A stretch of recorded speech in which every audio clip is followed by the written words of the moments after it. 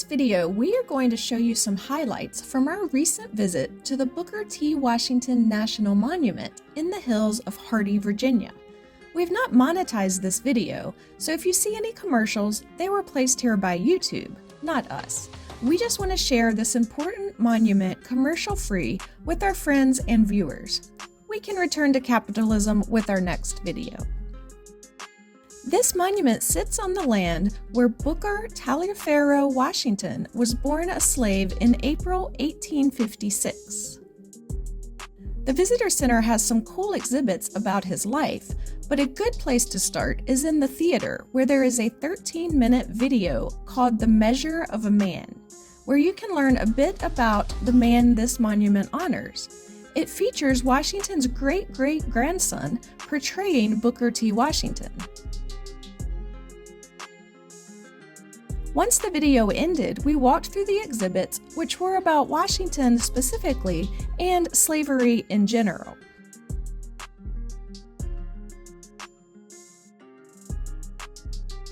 Booker T. Washington was born to his mother, an enslaved woman named Jane. His father is unknown.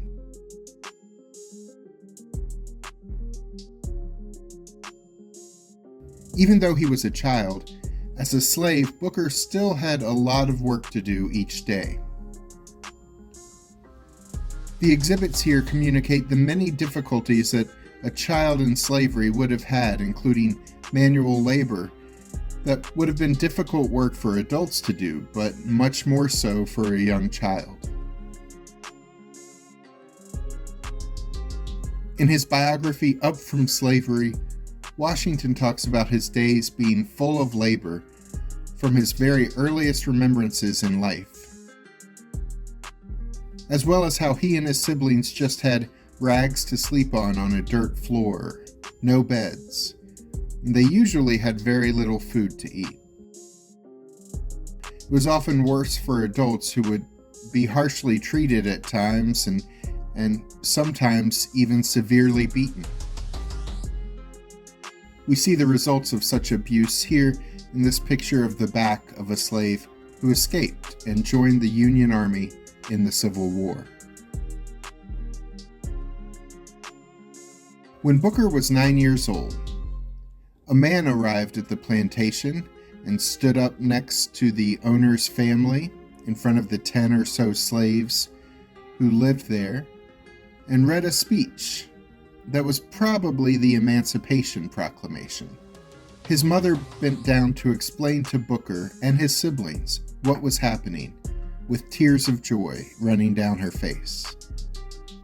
That was the day the family became free. They left and went to West Virginia to live with Booker's stepfather, who had been a slave on a different plantation, so they had not seen very much of each other. Young Booker became passionate about his education now that he was allowed to get an education. As a young adult, he wanted to further his education so much that he walked to Hampton Institute, now called Hampton University, in Hampton, Virginia. That was a 500-mile walk to get to school.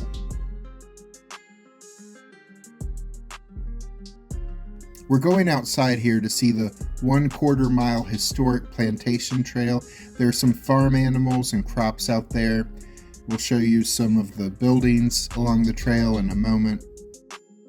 To wrap up his biography, though, Booker T. Washington was chosen at the age of 25 to be the first leader of the Tuskegee Institute in Alabama, now known as Tuskegee University. He would lead the school for more than 30 years. When he arrived, though, there was no school. Washington and his early students literally had to build their own school as they went, even making their own bricks. As his career went on, Washington was not just an educator, but also an author and one of the most important civil rights leaders of the time. He passed away in 1915 and was laid to rest on the campus of Tuskegee University. The grounds feature a book trail where scenes from an illustrated book about Booker's childhood after slavery ended can be found. The original plantation home no longer exists, but you can see an outline of the house's footprint, so you can see where it once stood. Nearby is the separate kitchen, where Booker's mom worked preparing meals for the owners as well as the other slaves. This is a recreation of that kitchen. It is the building where young Booker and his family lived. The door in the floor led to a small cellar where food was stored.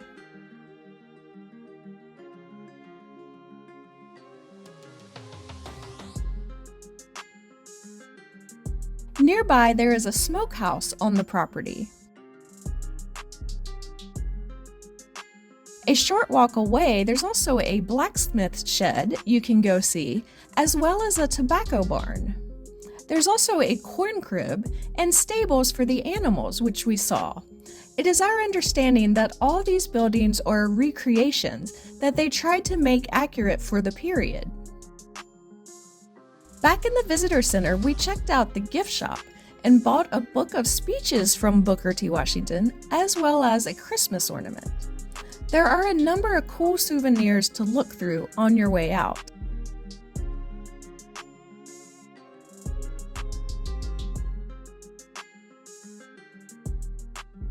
This monument is free to visit. We had to leave out a lot of details to keep this video from becoming too long. We definitely suggest you check this place out for yourself to learn more.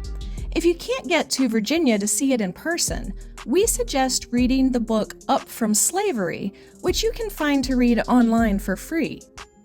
Booker T. Washington lived an amazing life. It began when he was born into slavery on this land, and now this land is a well-deserved monument to his life's accomplishments. Thank you for joining us as we travel through history.